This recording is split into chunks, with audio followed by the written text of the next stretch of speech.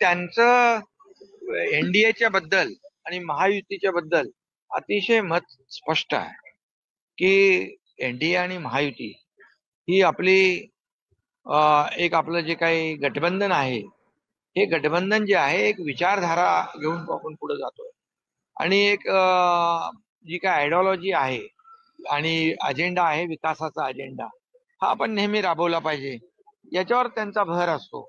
आणि त्यामुळे महायुती आणि एनडीए हे मजबूतीने प्रत्येक निवडणुकांमध्ये किंबहुना विकासाच्या प्रत्येक कामामध्ये आपण एकत्र राहिलं पाहिजे, अशीच भूमिका वेळोवेळी जेव्हा जेव्हा बैठका झाल्या तेव्हा तेव्हा मोदी साहेबांनी घेतलेली आहे. अजून कोणाला स्वतंत्र लढण्याची भाषा होते, खास करून ठाणे, नवी मुंबईतले काही नेते असतात ते सातत्याने भाजपचे स्वतंत्र लढण्याची भूमिका, यामुळे कुठेतरी युतीमध्ये भेदभाव आहे असं वाटतं. शेवटी बघा, मला असं काही वाटत नाही.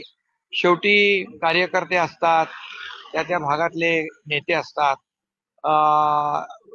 हे स्थानिक स्वराज्य संस्था ही निवडणूक जी आहे ही ग्रासरूटची निवडणूक आहे आणि कार्यकर्त्यांनाही वाटत असतं की या निवडणुका लढलं पाहिजे. परंतु शेवटी अंतिम निर्णय वरिष्ठ घेत असतात आणि एकदा वरिष्ठांनी निर्णय घेतला महायुतीच्या की मग ते कार्यकर्ते फॉलो करत असतात, कारण आम्ही शिस्तीने चालणारे, शिस्तीने वागणारे सगळे लोक आहोत.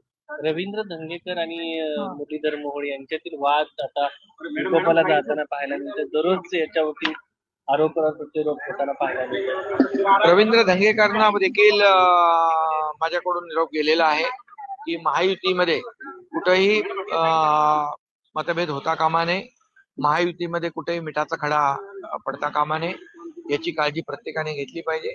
आणि मी त्या दिवशी पण जेव्हा पुण्यात गेलो तेव्हाही मी भाष्य केलं होतं, आजही करतो. प्रत्येक कार्यकर्त्यांनी महायुती जपली पाहिजे आणि महायुतीमध्ये कुठेही बेबनाव होईल अशा प्रकारचं कृत्य, वक्तव्य करू नये. त्यांच्यावरती कारवाई करणार का त्यांच्या वक्तव्यावरून?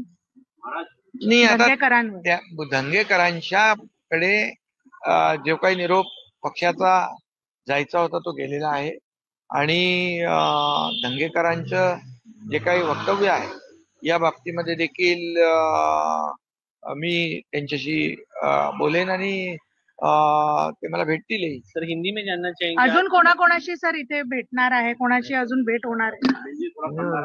सर, आज प्रथमची भेट घेतल्यानंतर नातवाची पुन्हा एकदा आठवण काढली का त्यांनी? नातवा रुद्रांशवर खूप आदरणीय प्रधानमंत्री महोदयांचं प्रेम आहे आणि ते नेहमीच्या भेटीमध्ये रुद्रांच्या बद्दल विचारतातच. सर, हिंदी में जानना चाहेंगे कि आप इंडिया दौरे पे है, क्या बातचीत? ये सदीचा भेंट थी दिवाली के उपलक्ष्य में और आदरणीय प्रधानमंत्री जी उनके व्यस्त समय में से भी मुझे आज उन्होंने समय दिया है, इसलिए मैं उनको बहुत बहुत धन्यवाद देता हूँ, उनका आभार व्यक्त करता हूँ। बिहार के चुनाव होने जा रहे, उनके दौरे भी चालू है और ऐसे समय में वो दिवाली के लिए मैंने सदीचा भेंट के लिए आज मुझे उन्होंने समय दिया और आज हमारी मुलाकात हुई और बहुत अच्छी मुलाकात हुई। उनको मिलने के बाद एक ऊर्जा भी, प्रेरणा भी मिलती है। एक एनडीए के तो हमारे वो प्रमुख है, देश के प्रधानमंत्री जी है, इसका भी हमें फख्र है कि देश को आगे बढ़ाने का काम वो कर रहे हैं।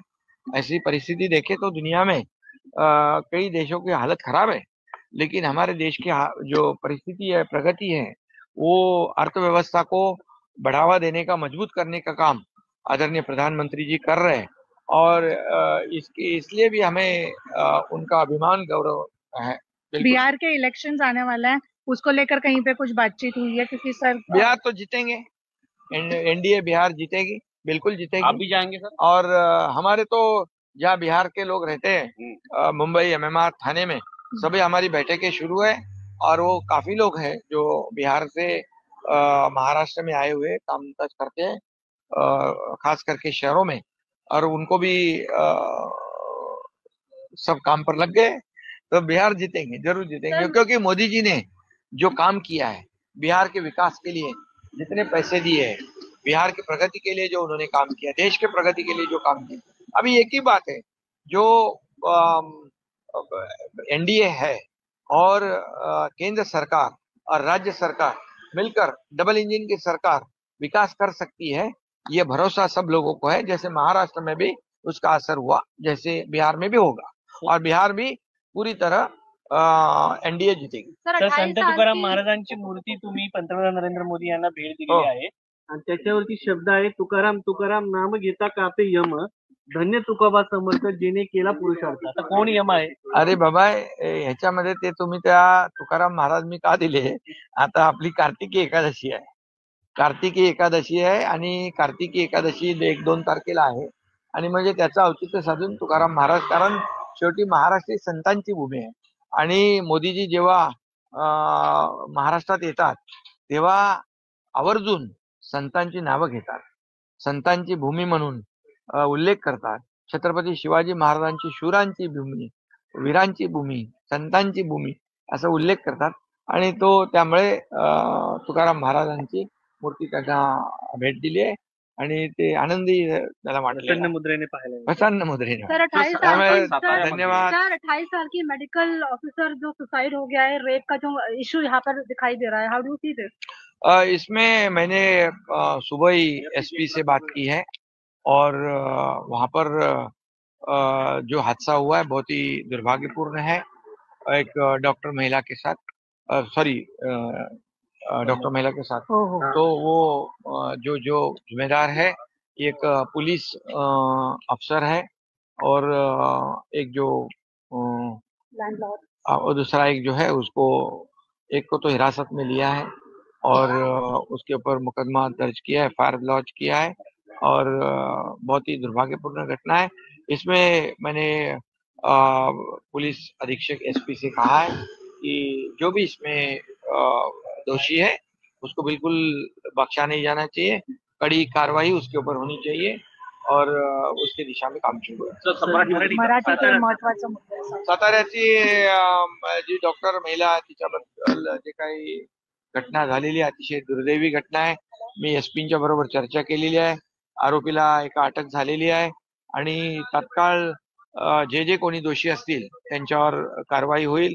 कुणालाही पाठीशी घातलं जाणार नाही, बिलकुल कठोर कारवाई या ठिकाणी झाली पाहिजे, अशा प्रकारचं स्वतः मी एसपींशी बोललेलो आहे.